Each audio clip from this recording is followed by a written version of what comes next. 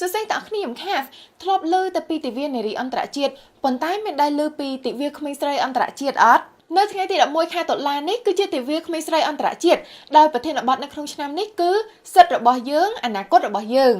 ផ្ដោតសំខាន់ទៅលើការអប់រំនិងលើកកម្ពស់ក្មេងស្រីឲ្យទទួលបានជោគជ័យតាមរយៈការគ្រប់គ្រងសុខភាពរបស់គាត់អង្គការថែទាំសុខភាពអ្នកជំងឺ AIDS AHF Cambodia ក៏ចូលរួមអបអរនៅក្នុងទិវាក្មេងស្រីអន្តរជាតិនេះដែរព្រោះមានក្មេងស្រីជាច្រើនដែលទទួលផលប៉ះពាល់ពីជំងឺ AIDS និងបញ្ហាសុខភាពសាធារណៈជាច្រើនទៀតអញ្ចឹងហើយបានជាការតស៊ូមតិនៅក្នុងទិវាក្មេងស្រីអន្តរជាតិនេះគឺរួមមានទាំងប្រធានបទដូចជាការគ្រប់គ្រងសុខភាពពេលមករដូវការអប់រំសុខភាពបន្តពូជការបន្តការសិក្សាការជៀសវាងការមានផ្ទៃពោះមិនបានគ្រោងទុកការបង្កើនទំនុកចិត្តនិងបញ្ហាសុខភាពដទៃទៀតក្មេងស្រីទាំងអស់ហ្នឹងគឺជាអនាគតរបស់យើងទាំងអស់គ្នាអញ្ចឹងហើយបានជាយើងត្រូវតែជួយលើកកម្ពស់ក៏ដូចជាជួយពួកគាត់ឲ្យទទួលបានអនាគតមួយដែលពួកគាត់ចង់បាននិងអនាគតមួយដែលពួកគាត់ជ្រើសរើសនេះគឺរួមមានទាំងការទទួលបានការអប់រំក៏ដូចជាការថែទាំសុខភាពរួមទាំងសុខភាពបន្តពូជឲ្យបានសុវត្ថិភាពនិងពេញលេញហើយ